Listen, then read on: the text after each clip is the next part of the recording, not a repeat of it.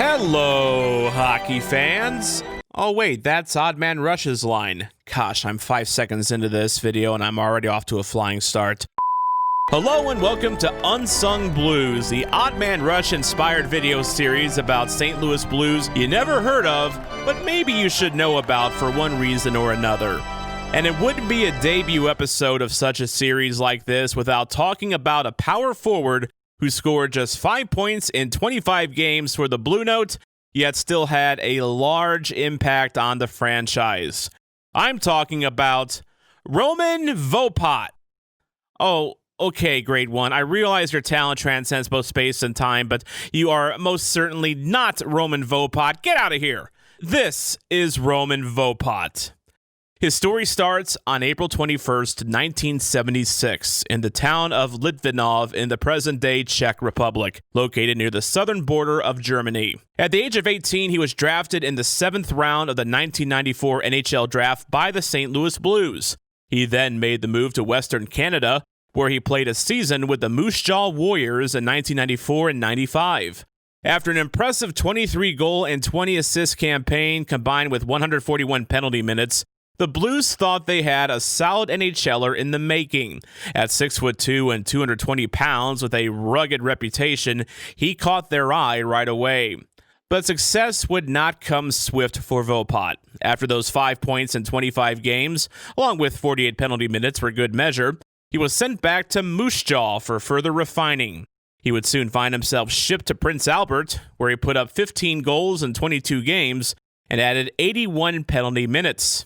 Fate would intervene in quick fashion. His talent also caught the eye of the Los Angeles Kings, and he became the hot prospect in the trade that would send Wayne Gretzky to the St. Louis Blues.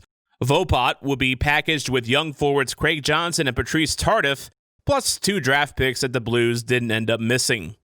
Gretzky, well, to follow that story, check out Odd Man Rush's Right Player, Wrong Team. Just click on the eye on the top right. Johnson went on to have a decent career, carving a niche as a defensive-minded bottom-six forward in the NHL until 2004. He played a few more years overseas before calling it a day in 2008. Tardif played 15 games for the Kings, and that was pretty much it for his NHL career. He embarked on a long minor league and overseas career before also retiring in 2008. Bet you didn't know that about him. As for Vopat, he'd spend the next 2 seasons up and down in the AHL.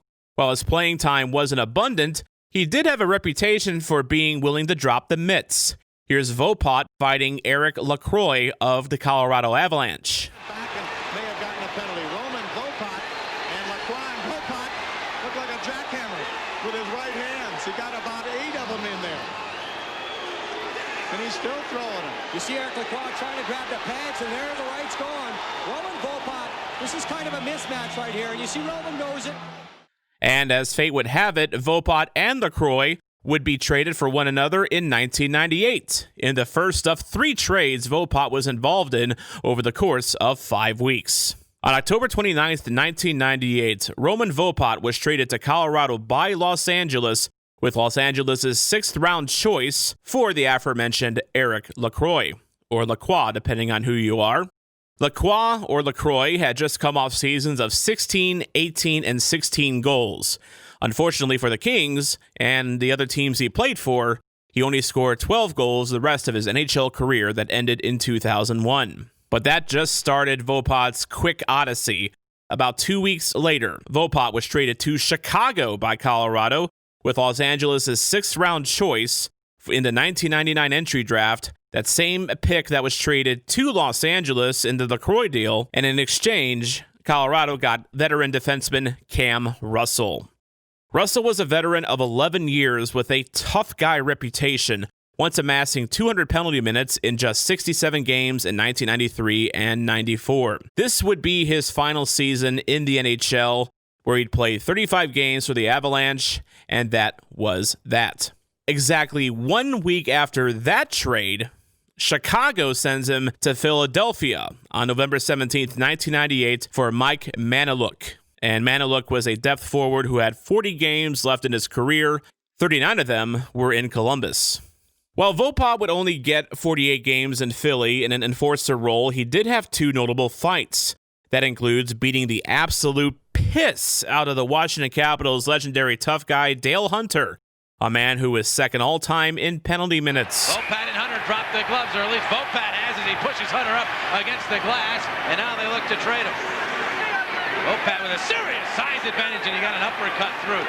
Now he's got the right hand free underneath, doing some work as Vopat. Hunter's in a bad spot, and he's fortunate that Vopat took a tumble. Vopat also wasn't afraid of your team's young superstar. Here he goes toe-to-toe with Calgary Flames legend Jarome Iginla. The hound dog. Oh, there's the hammer. I'm loving this. Vopat throwing punches with Jarome Iginla. And here comes Iginla. Now he's got Boy, and there's the linesman immediately jump in. Around the turn of the century, Vopat is done in the NHL. He takes his career overseas and spends another 11 years in the game, splitting his time between leagues in Germany, Finland, the Czech Republic, Sweden, and Denmark, plying his trade as a tough guy willing to do the dirty work and get you some points too. And after his career started in Litvinov in 1993, Vopat called it a day 18 years later in 2011. Bet you didn't know that he had such a long career, did you? But back on that whole Wayne Gretzky thing. What's it like to have a career that spans 18 years and only be known among the hardest of the hardcore hockey fans as a guy that was traded for Wayne Gretzky? One of our sister podcasts on the Hockey Podcast Network, Fourth Line Voice, recently asked Vopat that very question. What was your feeling when you got the news that you were involved in a trade that included Wayne Gretzky? Well, again, I think I was watching some TV show, and then phone rang. So I ran to the phone. I answered the phone, and on the other it says, Roman? Yeah, speaking. Yeah, it's Sam McMaster calling, the LA general manager. And I hung up. I thought it was Curtis Brown making a freaking joke. So I hung up. I want to go back to the show again, and 2 minutes later, the phone rang again. Well, I'm fucking going to the phone, answering the phone. It says, yep.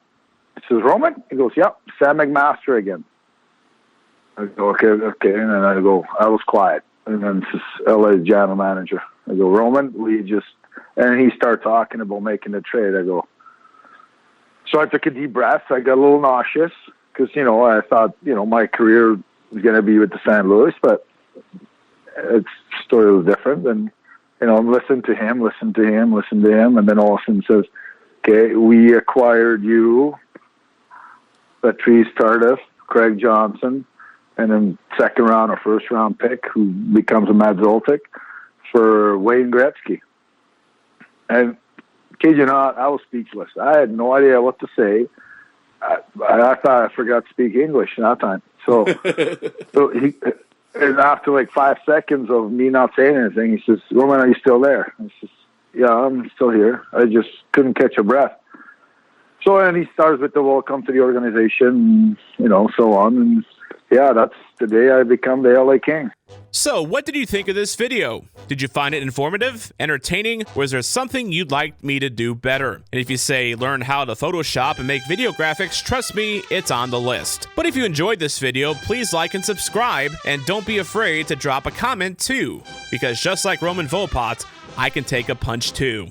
Join us next time for another edition of Unsung Blues, and listen to Blue Notes on the Hockey Podcast Network. New episodes every Monday wherever you get your podcasts from. Or if you prefer video, follow our Facebook page at Blue Notes Pod and this YouTube channel. As I like to say on our podcast, don't be a chump and always play to the whistle.